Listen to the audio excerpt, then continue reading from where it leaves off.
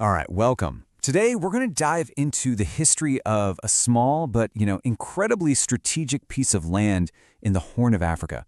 We're going to trace its journey from a colonial outpost, French Somalia, which was really born from this intense imperial rivalry, all the way to the independent nation we know today as Djibouti. So here's the story we're going to uncover. First, we'll get into why this coast became such a geopolitical prize. Then, we'll see how the colony itself was born.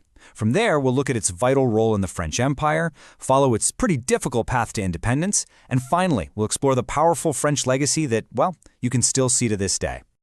Okay, so first up, why all the fuss?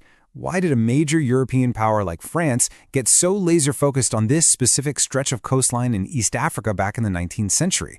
Well, the answer really lies in a massive engineering project that literally changed the world. And this was the game changer, the Suez Canal. When it opened up in 1869, it basically created a maritime superhighway connecting Europe and Asia. I mean, almost overnight, the Red Sea went from being just a regional waterway to one of the most critical choke points on the entire planet. And you can bet the great powers scrambled for a piece of that action. You can really think of this whole situation as a high-stakes geopolitical chess match. Britain already had the powerhouse port of Aden, which basically gave them control of the board. So for France to even compete, to project its own imperial power, it absolutely needed its own piece in the game.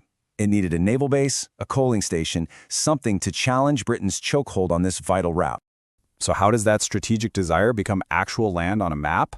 Let's walk through the steps France took to turn that ambition into a full-fledged colony. This wasn't some overnight conquest. It was a really gradual process. It all started with getting a small port, Obock, way back in 1862. But it took another 20 years for France to really cement its influence, which it did by signing these protectorate treaties with the local Isa Somali and Afar sultans. Finally, by 1896, all those separate agreements got rolled into one official colony, French Somaliland.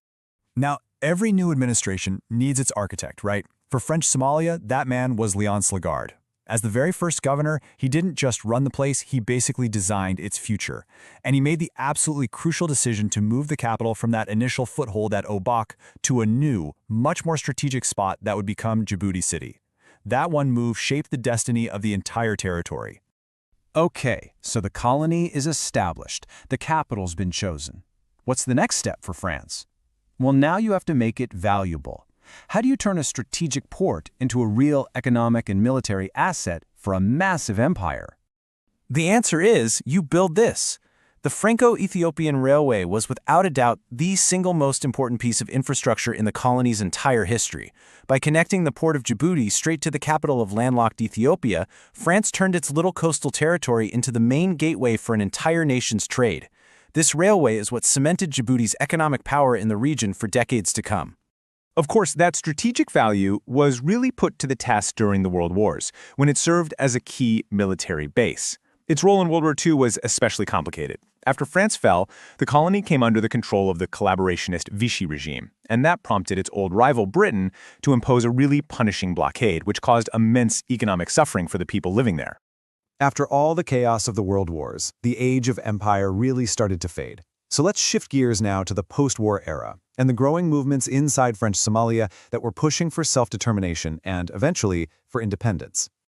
The first major test for the independence movement came in 1958 with a big referendum on the colony's future. Now, the official result was the decisive 75% voting to stay with France. But, and this is the big but, the outcome was anything but simple. That vote was deeply controversial, with really significant allegations of political manipulation swirling around it. A key figure pushing for change back then was Mahmoud Harbi Farah. He was a real pioneering nationalist leader. And he didn't just want independence from France. His vision was for a greater Somalia. He was pushing for the territory to unify with other lands where Somali people lived.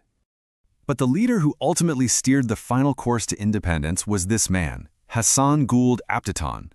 He emerged as the key negotiator during those complex final years of French rule.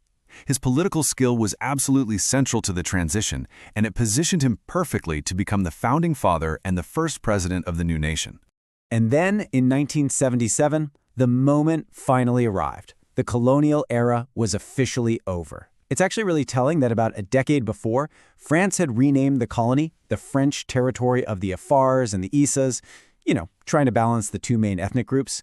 But in 1977, all those colonial labels were shed for good, and the Republic of Djibouti was born.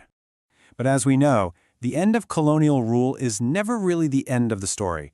So let's wrap this up by looking at how nearly a century of French presence continues to shape and influence the Djibouti that exists today. In that legacy, well, it's clear and it's tangible. In government, French is still an official language. The whole legal system is built on the foundation of the French Civil Code. And when it comes to security, a major French military base still operates in the country, a direct echo of the colony's original strategic purpose. So, what's the big takeaway from all this? I think we're left with a really fascinating question to think about. How does the colonial past, one that was born from the strategic needs of an empire, continue to define and shape the strategic future of an independent nation long after the flags have changed? It's a powerful question. Thanks for joining me for this explainer.